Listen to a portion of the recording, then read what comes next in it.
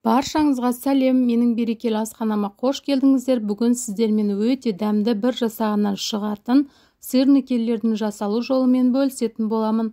Ол үшін менің видеомды соңына дейін қарап, арнама тіркеліп, қоңырауша белгісін басуды ұмытпаңыздар. Ең алдымен творогымызды осылай таза ыдысқа салып аламын. Творог бізде қолдың творогы. Қолдың творогын қалай алуды білгілеріңіз келсе, комментарий бөліміне жазып қалдырыңыздар. Егерден білгілеріңіз келіп жатса, мен тағда видеосын салатын боламын. Сонымен екі жұмыртқамыздың сарысын қосып аламын. Жұмыртқада бізде қолдың жұмыртқасы. Сырникеларымыз сап-сары әдемі болып шығу үшін қолдың жұмыртқасын қостым. Шекерді өздеріңіздің қалауларыңыз бойынша қосып аласыздар. Дәмді болсын десеңіз көптеу қосасыз. Ұнымызды қосып алып, барлығын бір келкі қылып араластырып аламын. Творогтарымыздың барлығы майдалану керек. Тура қамыр илеген сияқты творогтарымызды илеп майдалап алатын боламын.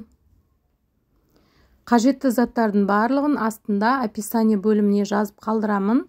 Сол жерге өтіп көрсеңіздер болады.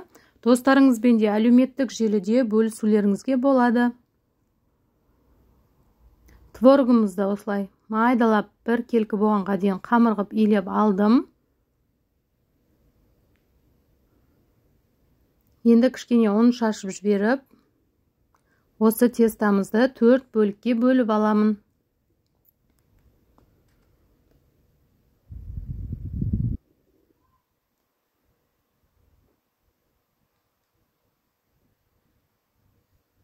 Енді барлығын дөңгелектеп, қолдың көмегімен кесіп аламыз бір келкі етіп.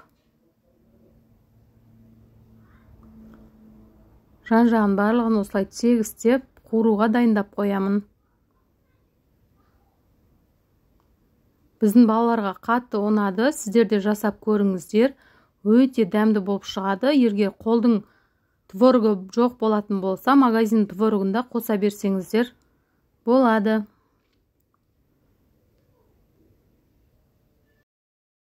Творогтарымның барлығын осылай дөңгелектеп, қуыруға дайындап алдым.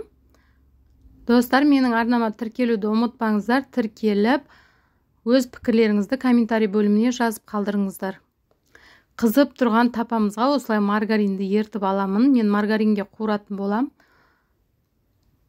Сұйық майға қуырсаңыздар да болады. Майымыз кішкене қызғаннан кейін осылай шеттерін тегістеп жіберіп, екі беті қып-қызыл болғанға дейін қуырып аламыз.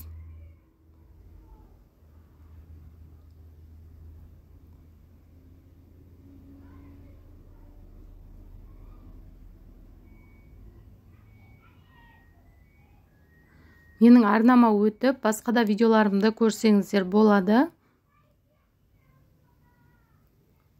Тағда менің арнамда қандай видеолармен бөліскенімді қалайсыздар, комментарий бөліміне жазып кетсеңіздер, келесіде мен сол видеоларды түсіріп салатын боламын. Мына асты қызарған кезде осылай бетін ауыстырып аламыз.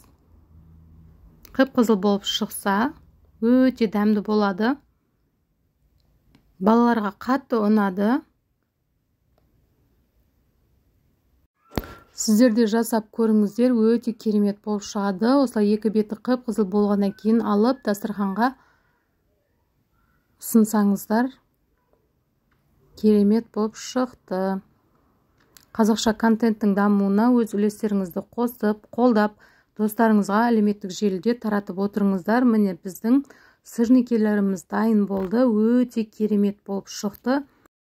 Жасалу жолы да өте оңай, іші толықтай піседі. Сіздер де жасап көріңіздер, достар. Менің видеомды соңына дейін қараған болсаңыздар, сіздерге алғысым шексіз. Алдағы уақытта да өте пайдалы, қолжетімді рецепттермен бөлісетін боламын. Қазақша контенттің дамуына өз үлестеріңізді қоса отырыңыздар. Келесі видеода кездескенше.